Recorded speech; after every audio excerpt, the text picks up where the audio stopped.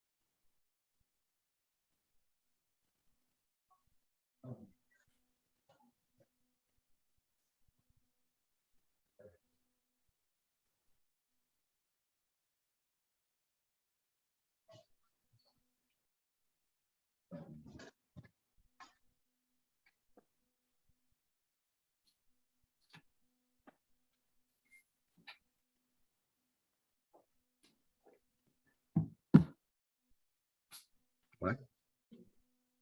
They can see me.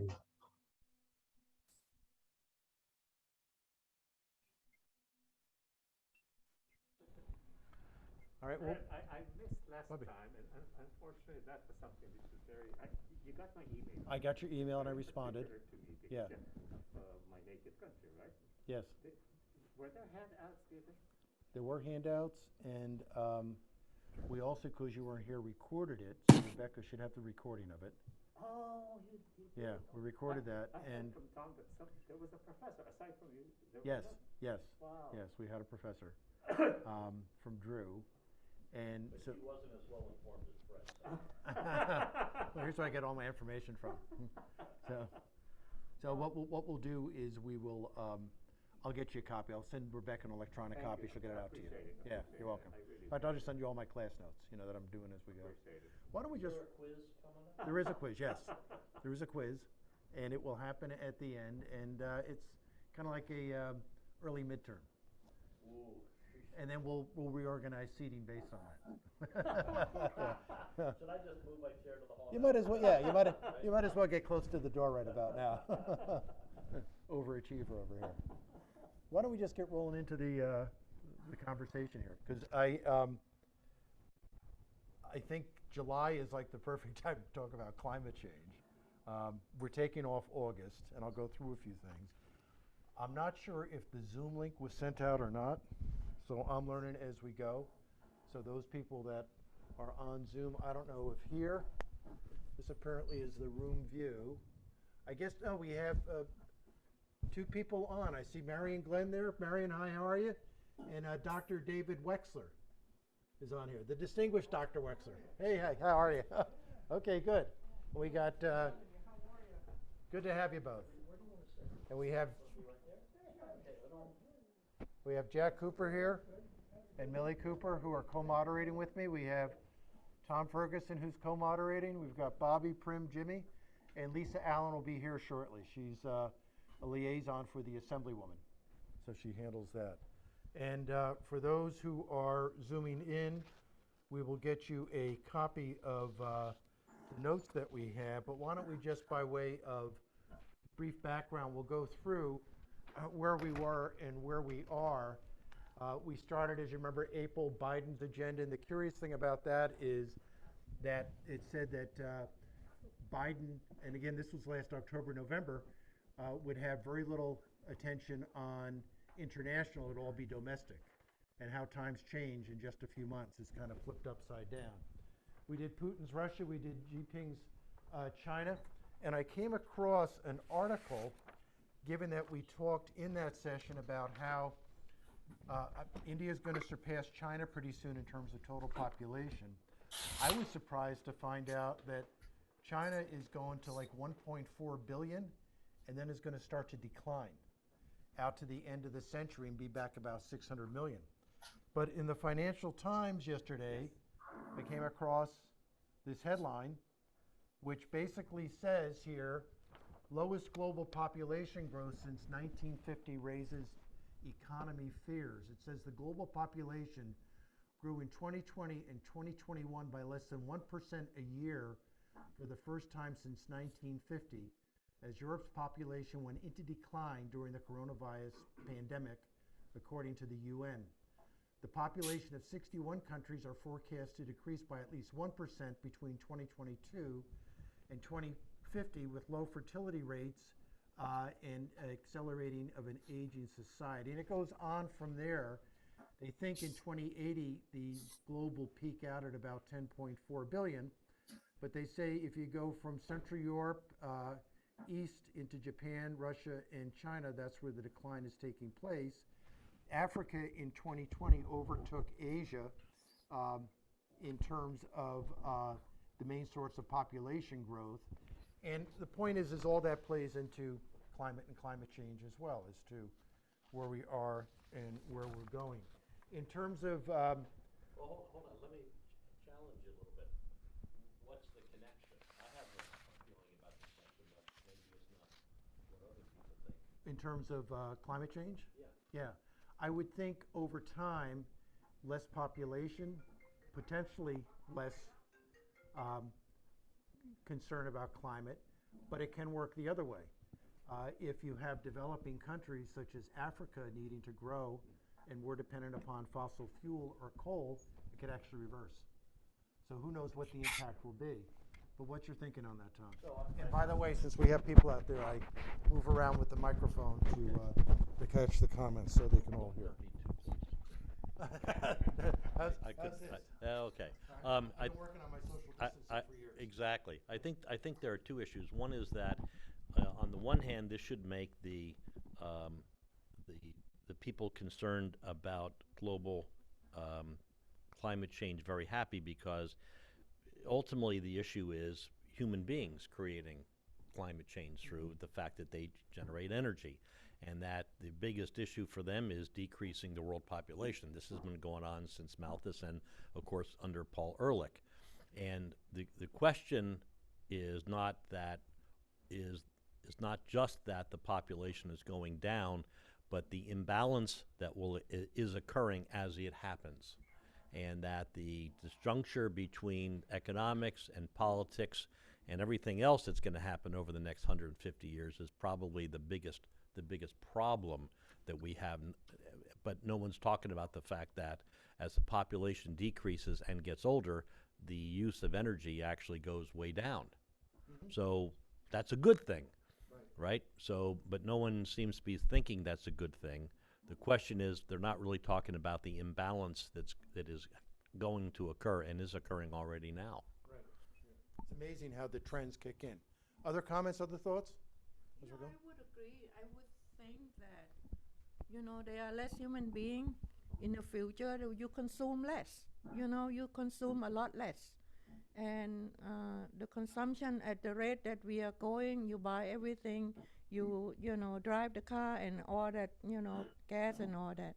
And plus the new technology in the future where we produce like a more electric car, we have like ways and means to produce, less toxic, substance in the air, or whatever consumerism that involve, plastic and all that will be a lot less. So in the future, it should be good.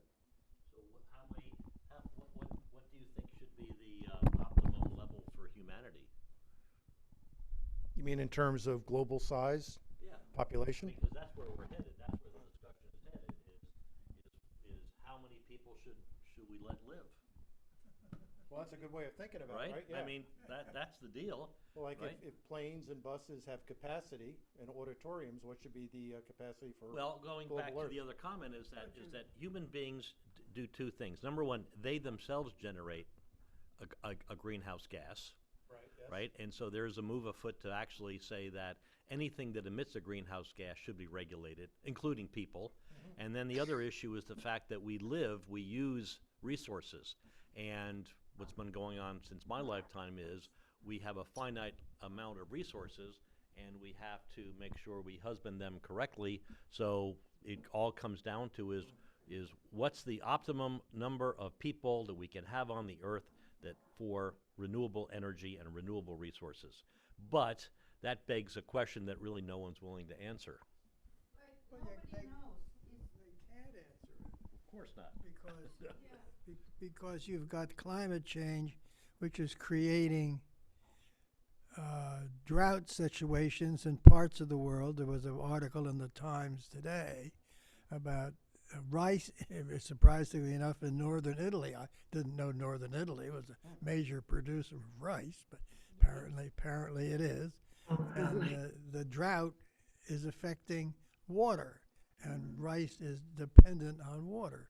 So if you don't know what the world is able to produce in food, you can't know how many people are going to be we should have to eat it, because right now the climate change is apparently seriously affecting food production.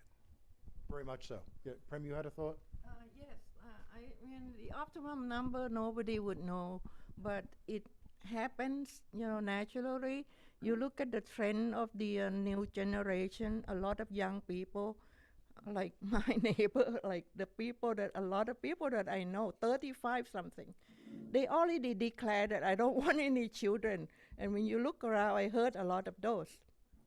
Like, we are not China. China in the old days, like, you can have only one kid, but everyone has like freedom. You can do whatever we want. But it seems that the new generation, like, they don't want to have their response. I'll play devil's advocate. This would not be the first time of you to play devil's advocate. Probably not. Is that the natural or optimum number of human beings isn't either natural or optimum, because the new generation, as you put it, doesn't want to have children because they've been told and indoctrinated not to. I, everybody around them. This is, we're overpopulating the world. We're using scarce resources. It's not good for you, for your children to exist because they're using scarce resources, and so they're being good citizens of the world and choosing not to. It's an excellent discussion we've got going here that plays into climate change. By the way, upcoming, we will be talking about changing demographics in November, industrial policy, and as you know, we're going to go into outer space, not literally, but figuratively, come September 14th, and we're going to have, at that same night, we're going to have a woman by the name of Rebecca Bresnik, who's an associate counsel for NASA, and she's going to talk about law up in space and whatnot. But today, getting to the main event as we're thinking through about climate change, let's just think through briefly here this handout that I gave you, just with some facts to start the conversation. I'll read those for those on Zoom. I'll just read, and we'll get you a copy of this afterwards. If you look at this first page here, I pulled a lot directly from the handbook. The handbook is written by a Ronald B., who apparently has taught at both Oxford and University of California. And it's interesting in that challenging question up front, how to reduce human-made greenhouse gas emissions worldwide. And it says in 1957, Revelle and Keeling began measuring median global CO2, and that since then they've been seeing a mirroring rise between greenhouse gases, CO2, and global temperature. And as you just glance down here, you see in the middle of that page 1, fossil fuels have both enabled economies to prosper and increase greenhouse gases in the 20th and 21st century. Think about where we are today. This building, the cars out on the road, it's what we're used to. This is sort of a given in life. Interesting, it notes in the article, politicians think about plentiful jobs, low interest rates, and low inflation to win elections. And so the punchline there, as you see, and you'll see in the video, it says climate deniers versus socialist, or doomsday versus don't worry, be happy is kind of the mentality. And then you talk about the Bulletin of Atomic Scientists, July 2021, so we're talking a year ago. Seattle, 111 degrees, Portland, 112, Oregon, 40% above normal. And as you just shift into those next pages, I'm not going to go through this in a lot of detail, but just so you're aware of what's here, top of page 2, early 2021, changes in the polar vortex. Apparently large areas of low pressure, normally found around the Earth's poles, sent waves of freezing Arctic air across the continent, several continents, with the following into Texas-like international results. Remember how Texas got frozen, closed down? Apparently a lot of the oil that we use on the East Coast is refined out of Texas. So kind of, Jack, to your earlier point, you can see the cascading effect of this all. Now, if you like page 1 and 2, this was on me. Page 3 and 4 happen to be the exact same. So it's kind of a version of Yogi Berra's Deja Vu all over again. So know that you have a copy of the same. Go into page 5. We talk about hurricanes, U.S. winds of political change. And you'll see right there, and I've highlighted a few, I bolded it for your ease of view, Trump and Tillerson, make oil, gas, and coal great again. Tillerson, I think, had been the head of Exxon, and that was their mantra. Come down to the middle of the page where you see bolded, Biden rode these concerns to office via his campaign. Come down a little bit further on the left-hand side of page 5. The Democrats, 60% of Democrats say they have experienced climate change. And this is not a political issue for here, but obviously as you go out in the world, this is how different parties think about it. For the Republicans, 22% of Republicans have experienced global warming. 60% against roughly 20% is what it says in the article. In the next page, your page 6, just for your background, we lay out the Paris Climate Agreement, the key points. So all the details are there. You go down toward the bottom of page 6, lower left-hand corner, questions. as fossil fuels provide cheaper energy than its renewable alternative, can we sustain a global economy that relies less or not at all on oil, gas, and coal? Do we really have a choice as the incidence of fires, floods, freezes continue to accelerate in intensity? So last night I happened to see, I'll give you a strong movie recommendation, go see Elvis. Oh, it's phenomenal. Did you? Tom Hanks is in it, right? And it shows Elvis like in the early 50s and the muscle cars and the planes flying all over. Different time, right? But as I look out over this audience, a few of us are familiar with that period. So you think about the lifestyle that we're used to and what's propelled it. Really, the gas and the oil is the fuel of what we have. And so I'll just quickly go through a few more pages here, and then we'll get into the conversation. For your background, page 7 lays out the U.S. Green New Deal, AOC and Senator Markey. Isn't that something in your opening term to be known by your initials, AOC? Anyway, it goes down there and gives you some key points. The Council on Foreign Affairs, you'll see right in the upper left, comments about it being rather broad and sometimes vague aspirations. For supporters, a last chance to avoid the worst consequences of catastrophic climate change. For detractors, a financially profligate proposal, and it goes on from there. For your background further, you get down definitions: weather, climate variability. You know, weather obviously day to day, climate happens over decades. If you go into your page 8, right in the center, largest sources of greenhouse gases. So again, this is really a summary of the article from the notes that I took on it, but you can see where that happens. Transportation 29%, electricity production 25%, industry 23%, commercial and residential 13%, agricultural 10%. You go down a little bit further under achieving decarbonization. This caught my eye. Under wind and solar power, 84% of energy production still comes from coal, oil, and gas. So you think about that vast majority. You go down a little further towards the bottom under nuclear power, 75% of France's national needs are provided by nuclear. To me, that was a stunning fact as you weave into that. Some facts that they put in terms of the article. Electronic vehicles are 3 times more efficient than gas cars.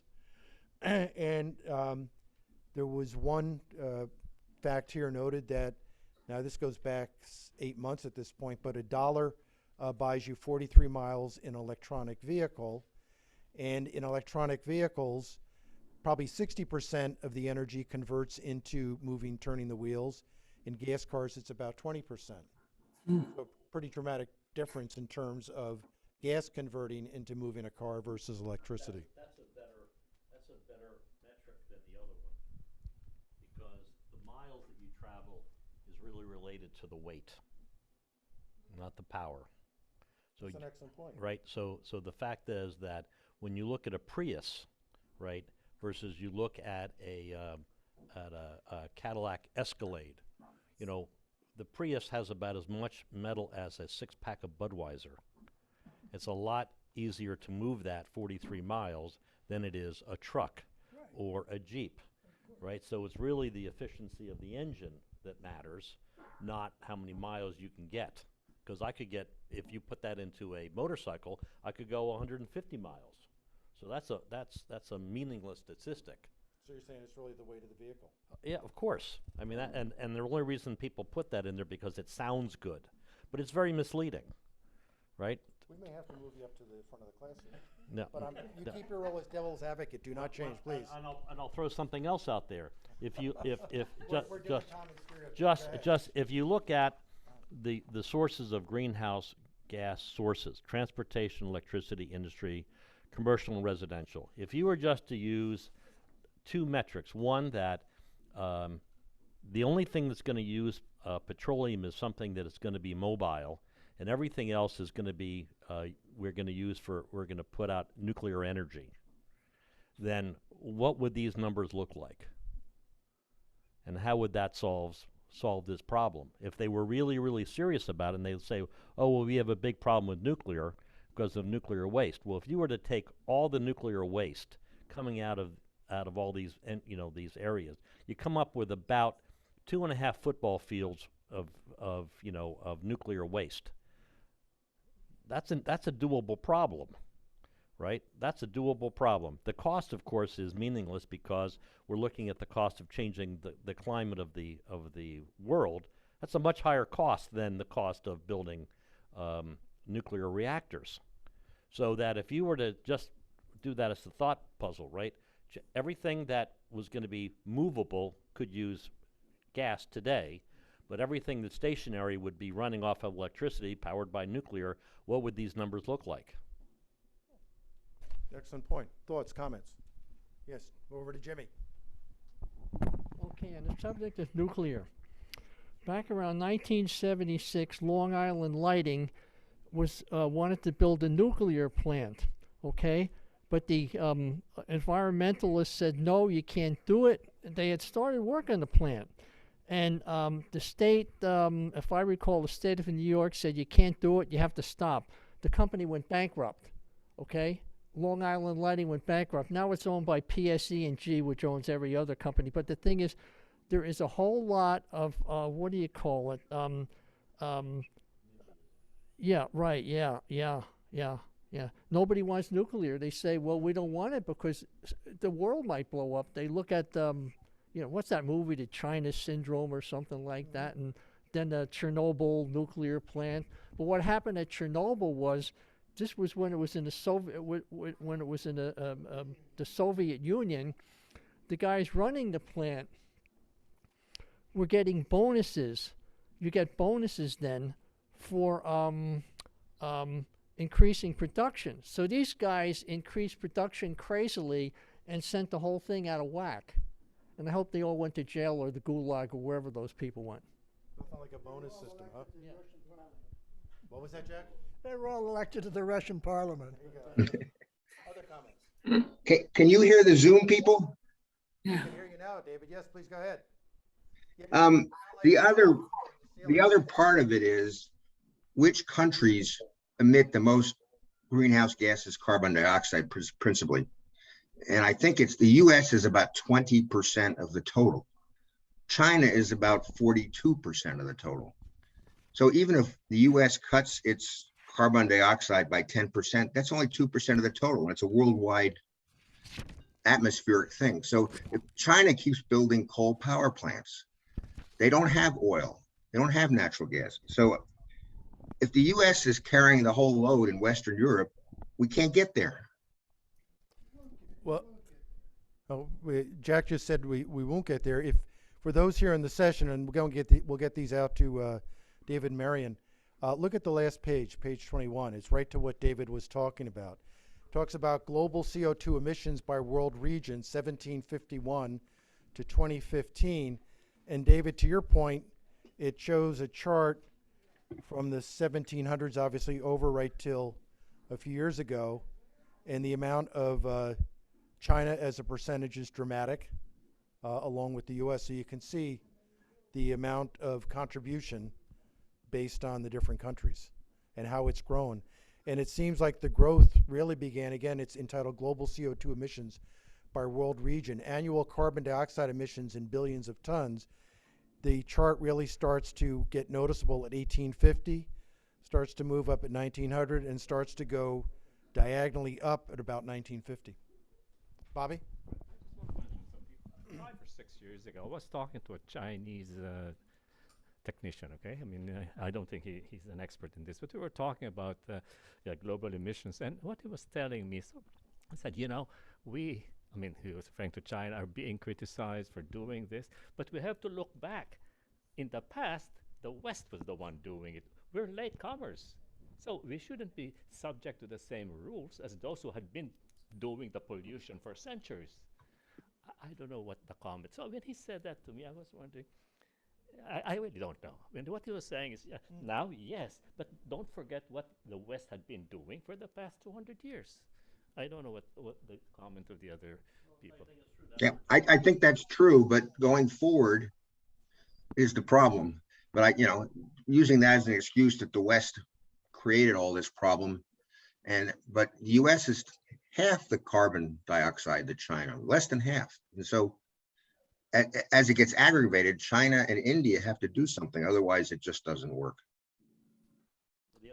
The other thing I point out is if you look on this graph, you'll notice that the amount of CO2 issued by the United States has actually gone down over the last 10, 15 years. That's true, yeah. We're down about 1990 in terms of our CO2 production. Right. So we're the ones who met our Paris Accord goals. We're the only ones who we didn't sign it, but we did it, right? No, everybody else who signed it didn't do it, right? And of course, India and China have a very valid argument. You guys already got in the club, right? And now you're preventing us from doing it. Now that could be both a political and a military statement, right? But the science has changed dramatically in the intervening period, so that the developing countries have access to a lot of science that we didn't have access to it when we were major polluters. Right. So that if they all took advantage of the science, we would all do pretty well. But I'm very pessimistic that even again in today's paper, Senator Manchin was the only Democrat that's complaining about giving premium or whatever you want to call it to people who buy electric cars. The Biden administration is pushing a credit for people who buy electric cars to rapidly increase the number on the roadways. Manchin is violently opposing it, of course, because he gets his current riches are based on coal, and primarily coal, and he's supported by the oil industry. So he's saying, why rush into it? And we all know why we should be trying to rush into it, but I don't. But there is always objections. There's always been objections to nuclear, and as we've gotten now to the current state of nuclear, France is, I've forgotten what the percentage is. A huge percentage of its electricity is generated by nuclear, and they've never had a problem. Right. I will give you another instance of where nuclear power has been used for the last 70 years. That's the U.S. Navy. Hyman Rickover. Right? Think of all the nuclear-powered ships. And these are small nuclear reactors that are well maintained, and they've never had an accident. So what does that tell you? So the fear factor is a major problem with in a political environment to getting approval for nuclear devices. I can see not putting a nuclear reactor on a earthquake fault, which everybody seems to be doing. but other, That's a danger, Jack. no, but I know. Where's the thrill? Exactly. Live on the edge, Exactly. right? But And Germany's gone the other way. They closed their nuclear power plants and bought oil from Russia. David, what do you think is going to happen in terms of the developing countries? You think they'll go more green? You think they'll go to coal and heavy oil use just to start developing? I think that, they're desperate for growth, and they're going to use whatever it takes, particularly in Africa. China and India are China just doesn't follow this at all. They're not part of the Paris Accord. And, I've been to China. Tom's lived in China. The air stinks and it's coal. And if they could import natural gas, even, you don't have to go all electric, you'd make a huge difference in the environment. And global warming, climate change, yeah, but we're really talking about carbon dioxide and global warming. That's really the focus. Bobby, you had a thought? No, I just want to add to what you said earlier, that in Chernobyl, you said that the problem was because those operators were being given bonuses. Bonuses, yes. Okay. I just want to add, just that today I was reading on Japan Times that the people who were in charge of building the Fukushima reactor, which had some problems 5, 6 years ago. It's funny, I couldn't believe it, about 14 trillion yen. So that translates to about $11 billion. So all the directors of the company at that time, according to this article from the Japan Times, are now liable to reimburse 130 trillion yen. In other words, according to the findings, it could have been prevented despite the fact that there was an earthquake there and there was a tsunami. But if they had followed the specs strictly, it could have been avoided. So again, it proves what Tom was saying, that nuclear reactors, probably if they're kept and maintained properly, maybe the chances of really having something like Chernobyl or Fukushima could be way, way reduced. What was your comment before about 2.5 football fields? I wasn't quite sure. The amount of nuclear waste, people have this idea about these huge amounts of nuclear waste. And it's part of this monologue that has come out over the last 50 years about how nuclear is just bad, it's too dangerous, it's expensive. But and what do we do about the waste? Now, one of the issues was that they were going to create a nuclear waste dump in Nevada, but thanks to Harry Reid, that got shot down. Right? They were going to basically put it down 30,000 feet. Well, the issue is, how much are we really talking about? Most of it is actually stored on site.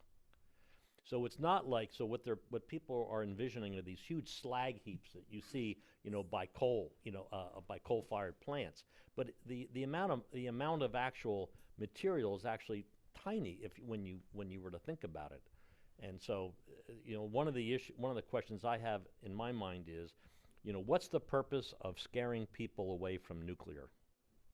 And I think that one of the reasons is that no, I don't think so. I think the idea is that by making sure that people don't see nuclear as an alternative, it basically says that we have to stop production of basically human activity, because That will never happen. and that's why I asked the question about population, because the only way you're going to get to optimum population is by reducing human population to, say, 500 million worldwide. And I think for a lot of people that's the goal, because they see human beings as the root cause of the death of planet Earth, and that the only way to stop it is basically to get rid of human activity. And so anything that makes economic sense is going to be turned off as undoable. But I'm not a pessimist, but Pragmatist. yeah, that's it. Yeah. What she said, I'm a pragmatist, right? Like you meet your new PR agent right here. She bailed you out. Thank you so much. Go ahead, Lisa. So a couple questions that come to my mind are, one, Brazil, burning the rainforest. So if we're really interested in global warming, how do we interrupt the burning of the rainforest? I know that's a political question. And through the reading, it was interesting when it said that climate change is being viewed through the lens of politics, so it's hard to solve. So I think about the millennials who have really have brought climate change to the forefront, right? It's been discussed for 30 years. So for any country to say, well, the US is the major contributor to climate change, and that's why they're on the forefront of it, this has been a long-term dialogue, I think, but the millennials have brought it to the surface and have been somewhat, not indoctrinated, but educated/indoctrinated to have a larger discussion about it. But the irony is that the millennials, we all live in a era where there's more waste, right? So think about Amazon. And how do we tackle climate change when we have a whole generation of people who don't go to the grocery store? They have it delivered, and it's delivered in bags that go in the garbage. They have everything delivered in Amazon it's bagged in a box into paper. And if you look at all the trash receptacles at their buildings, they're just swimming in trash and boxes. So a generation who claims to care about the environment, who talks about it, and brings it to the forefront is one of the biggest contributors, because they are also a very large 80 million or something population, larger than the baby boomers, who are not conscious in how they themselves are living and how they're contributing to the trash. And the last question I had was electric cars. And my assumption is electric is run on oil. Right? And so here we are for a big push towards electric cars. We own a Tesla. However, I'm very concerned when you look at California and the trends that were happening there a few summers ago, and I think I brought this up before, there were the brownouts because the heat from the electricity underground was forcing the electric grid to be overheated.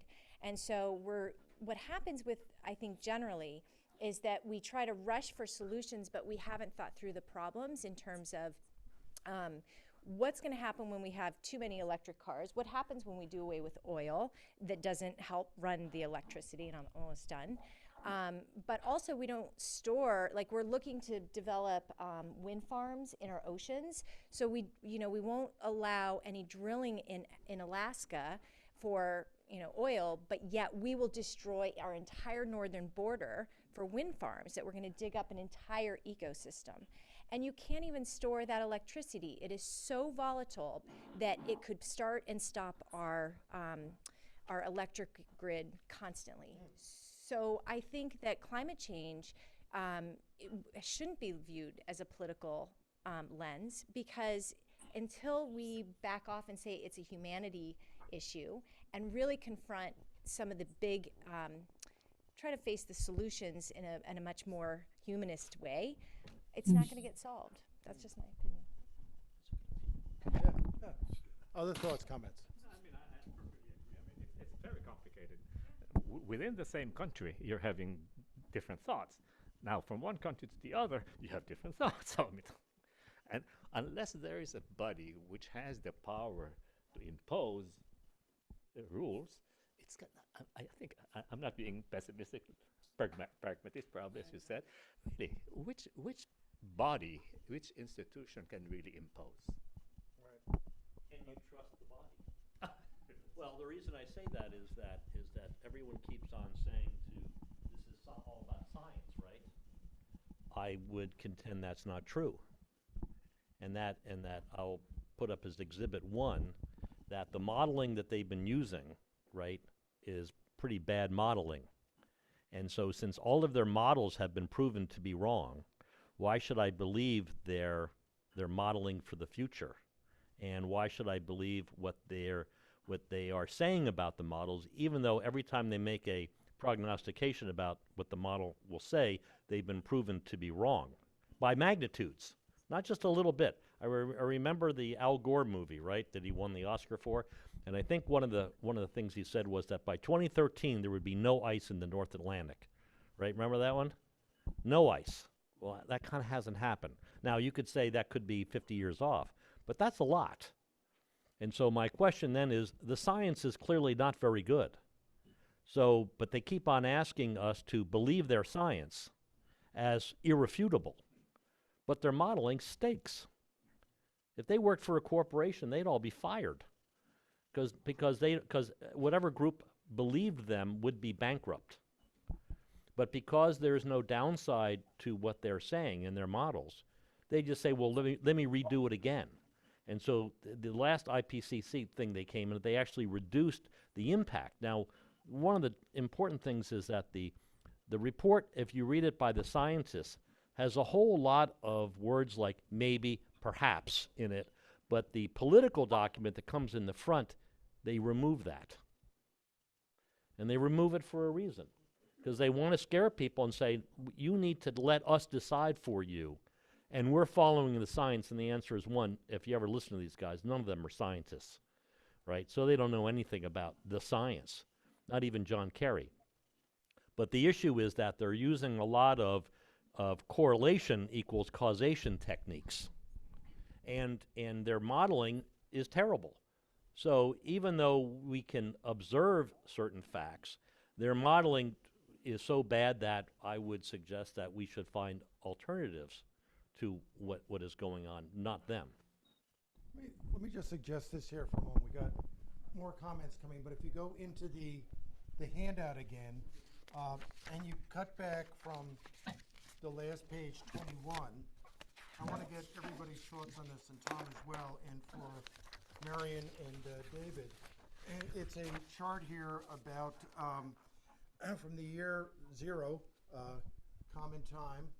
Let me just look at this right here. Up through the year 500,000, 1,500, and 2,000. It looks at carbon dioxide, methane, and nitrous oxide really beginning to ramp up. I don't know if this helps you here from those zooming in, but that's the chart we're looking at. You can see on your upper right how the carbon, methane, and nitrous oxide just begins to soar in that, and that's again on our page 20. If you go to your page 19, you'll see the natural greenhouse gas effect. Sun comes in, warms up the earth, and re-rated heat is able to escape, but the CO2, CH4, and N2O, it's a layer up top and it traps the heat inside. So the point is, Tom, let's get back to your point here about the models and all. Doesn't look like this is a kind of a Houston, we've got a problem type scenario? Well, this is one of those things that it's an observation, but you'll notice that it doesn't is not correlated to global temperature, right? So we know that up until the early 1300s, it was warm enough in England to grow grapes. And then the Little Ice Age happened about in the middle of the 1300s. And they've estimated that lasted until about 1850. Now, these ideas, you know, in terms of carbon monoxide and methane, what they also don't show is what the carbon dioxide as a percentage of gas is, right? Or NOx or the methane. But the correlation here is the impact, and what's the impact on temperature. And because these models they have can't backtest for the Little Ice Age, my question to them is then, this is an interesting idea, but if you look at the amount of carbon dioxide, it's gone up by, what, 10, 15, 20%. It's still a trace gas, right? It's still like around, what, 3% of the atmosphere. No, it's 0.4%, 0.4. Yeah, thank you. So the issue is that it doesn't, this is not correlated to global. Can't hear you. This is not correlated, this graph is not correlated to global temperature. But if you go into the first page and you go into Ronald B's article, they say that in 1957, this is in the upper part, Revelle and Keeling began measuring median global CO2, the most prevalent, showing the median global temperatures continue to rise, mirroring the increasing levels of CO2. And Tom, to your further point, if we all go to your page 18, in terms of the composition of air, and I'll just hold this up here, and it actually gives a interesting early Earth view. This one intrigued me. Nitrogen about 80%, carbon dioxide 18%. If you come in today, nitrogen is 78%, oxygen is 21%. It was non-existent in early Earth. Hydrogen was about 1% in early Earth. But to David's point, it says here carbon dioxide 0.03%. So if you put that together, now we don't have a chart here. I've seen other charts though on temperature aligned with the increase in greenhouse gases, and that's what they're saying this 1957 study began to show. Well, again, that there is a correlation. well, it's a correlation. That's different from causation. So you're saying there's no cause and effect there? No, I'm not saying is that we don't know. Is that because somebody has noticed the correlation doesn't mean that they have been able to scientifically explain the causation, which is one of the reasons why their models have been so bad. Because they're going with an assumption about the model, and every time they crank it through, it's proven to be wrong. So what that tells you is that who's ever doing the modeling doesn't understand the impact of what those variables and constants are. by definition. Otherwise, the model would work. So would you say we don't know yet, the jury's out, on whether this is causing climate change or whether the climate is just changing? I think that it's a very, very complex question. I have no idea. But what I do know is that every time they've come out with a model, the model's been proven to be wrong. That tells me that the people who are working on the model are grasping at what these relationships are. That's the problem. So the fact that they tell me that they know what they're doing doesn't tell me that they know what they're doing at all. David, thoughts? Yeah, it's highly likely that carbon dioxide causes warming because it does capture heat. But to Tom's point, we don't know how fast it's going. The models don't work. You know, people think that recycling matters. Recycling doesn't reduce carbon dioxide. It's good for landfills, but there are a lot of things we do that just have nothing to do with carbon dioxide, but a lot of them do. And so carbon dioxide emissions, yes, over time probably causes warming. How fast? I don't know, but I believe it does have some effect.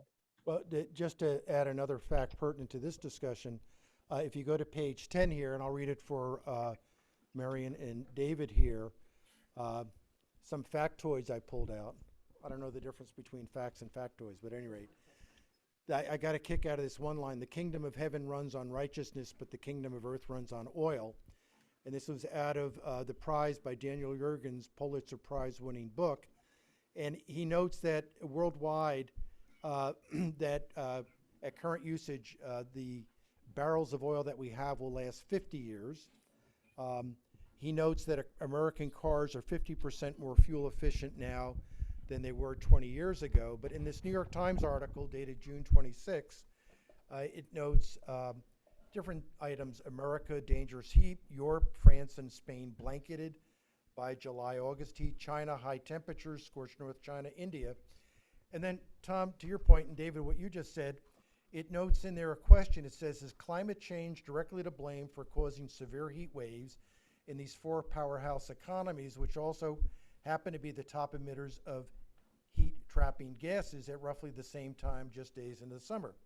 And the position they take is they say, while global warming is making extreme heat more common worldwide, deeper analysis is required to tell scientists whether specific weather events were made more likely or more intense because of human-induced warming. Then they drop a few little points in here. India, extreme heat, they say believe it's 30 times more is likely to occur. And then there's a whole series of things about heat waves going down, how they're getting more and more around here. And Lisa, to your earlier point, how it's shifting all the demands on the electric grid and everything else. It's overstressing them, and they weren't built for that. So again, they're saying here, jury's out, who knows? But then I guess the question is, how do you lay your bets on something like this? Because the Foreign Policy Association said nuclear war is existential as a threat. Well, climate change could be as well. And yet, maybe we don't know for certain. So in a world of uncertainty, what do you do? Well, that's why I asked the question if they were really looking at an existential threat in the immediate term, then by replacing oil and gas electric generators with nuclear and only using, even if you didn't have electric cars, using only gas for something that needed to be mobile, you would actually meet these goals. Yeah. So the question I have is, why aren't we doing that? So in a way, nuclear could be the answer. Sure. Or how did Bush 43 pronounce it? Nuclear? Nuclear, okay. Nuclear, that's how to do it in Texas. Nuclear. I was going to say, devil's advocate, in that think about all the plastic in the world, right? We have islands of plastic. So we know something is happening, and that we are also, when you give blood, they're finding that we have plastics in our blood. And so I think that it's part of a correlation, not a causation, but I keep going back to trash. I think that there's a problem with the amount of trash we're consuming. And to put a fine point on it, I think about development, because we, in this region, we all talk, I don't know if everybody knows about it, but we're just building. And I am a true believer that if we really want to take care of our environment, then this constant building has to stop. you know, we're going to have a water problem in the I would say over the next 10, 20, 30 years. Because we can't keep consuming and building in the way that we do and continue to take care of our environment in a healthy way. So. That is more political than it is scientific. And it's getting back to what you were saying about generations of people, and that is where it is at the idealism of trash, of people not realizing that everything that they, it all comes down to this phone, and we just go like this, and the Amazon comes and whatever. Or we go like this, and Wonder comes to our house and makes this meal for us there. These people have the biggest kitchens in the world and don't use them. Granted, that sounds like a really old lady saying that's the way, that goes back to that. But it is those issues, those human kind of issues more than I'm not saying carbon monoxide isn't out. Carbon dioxide, it's out. Yes, the plastic is out there. We see it in our fish and whales and everything else. But there's a huge part of it that is just huge reality of stuff. And so I don't know that I'm a pragmatist or what the heck it is. I'm not. Yeah. I'm not really sure how. I really don't know how bad things have to get. I do know I live on a little river called the Shrewsbury River down in Little Silver, and I do know I've lived there for 50 years, and I do know that every tide that comes in the high tides are without a doubt different. I've observed it. A couple of feet. By a couple of feet. I don't know whether So the ice builds. So the ice is melting. It may not melting as fast. I don't know. As the model shows, something but is it sure as hell happening. is melting. Because we see the water level rising. So an answer to that would be, I was reading a book by Bjorn Lomborg, and his question was how, rather than to basically stop our economy, use those resources, how, you say it's raised a couple of feet. So one of the prognostications was that by now, Miami and New York would be underwater. They're not. The question is that if the sea level rose by a foot or two, how much would it cost to actually raise a seawall by a foot or two? Right? And having lived in Holland, I will tell you they do that all the time. Right? So that's not a big issue, is raising a seawall on your coast by a couple of feet is a lot cheaper than saying everybody needs to basically, this is what I brought up to the women before, what they're really advocating is bulldoze your house, and everyone's got to live in an apartment of about 700 square feet and walk. You're also saying that if you can't build somehow, you're condemning the have-nots for never having to have it. Whereas the rest of us who already own something, we have it. We're in the club, they can't get in. Right, and I that's got that, not, sure. and I get it. that's not, And they're saying, we're not playing that game. I don't blame you. Right? Exactly. So, but if we were to basically decarbonize and basically take our economy back to that level, think of what that would mean geopolitically. Yeah. We're done. We're toast. And they know it. Right?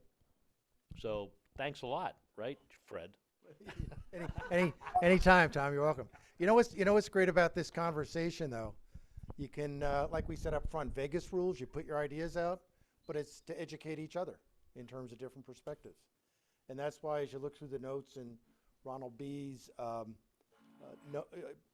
taking it from his handbook, it's a whole series of organizations that are getting involved in this now in all different ways. And so it seems like nuclear could be the answer, smartly done, but why all the scare tactics? And what's going on? Right. And who's making money on the scare No tactics? one's making money. I believe it's a question of power, just like you talking. Well, you have to learn it someplace. That's a good source, by the way. Yeah, as long as you Right, put sources, right, yeah. right. By making sure that nuclear is not available as an alternative or solution, it allows these groups and the political entities to maintain control, because then everything comes down to a political decision. And it falls into their lap to do. Of course, they get to decide. What was it Shakespeare said through Hamlet, by indirection, find direction out, right? That's a good way of coming at it. I was just curious, since we're talking about the political decisions. On page 5, you did mention here that 60% of Democrats have experienced climate change, whereas only 22%. My question is this objective? Oh, no, not at all. I mean, basically what I understand the author to be saying here Yeah. is that for the Democrats, 60% according to this poll, that's their version of reality.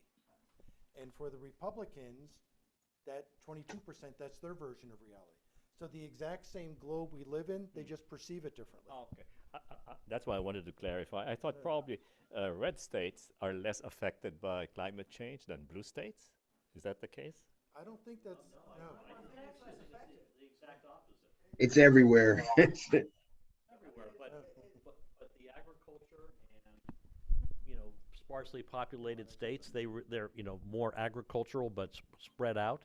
Number one, they're much more dependent on gas to get places because they're less densely populated, but also because they're more agricultural and mining and things like that. They're more industrial. So guess what?